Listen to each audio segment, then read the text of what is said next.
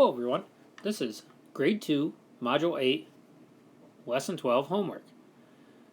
So for number 1 it says, partition the rectangles in two different ways to show equal shares. So we have to do the same thing twice, but try to break them apart differently. This says put it into two halves. So if I draw one line, I have a half here and a half here.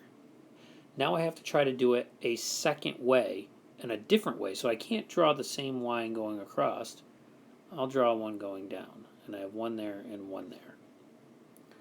Now for thirds, same thing. I'm trying to get three equal parts, so I'm going to draw two lines, and I have 1, 2, 3 pieces, and then I'm going to draw two lines going the other direction to show thirds there. So fourths, same thing, but I really want to take a look at,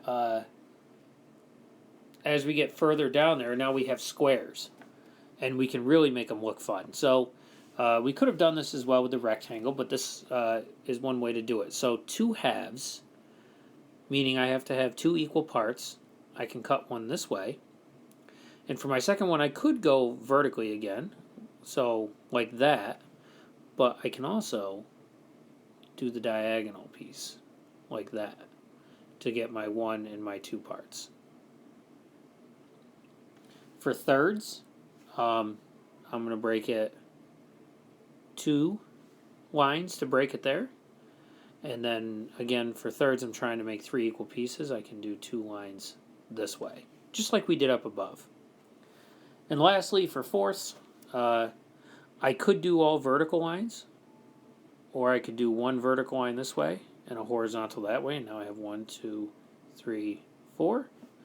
And then just taking the idea from right here, that got me halves. If I do the same thing going the other way, that's going to get me quarters or fourths. Let's take a look at page 2. Now for page 2, I'm going to explain this a little bit, but I can't do this on the page because I'm not going to cut anything out.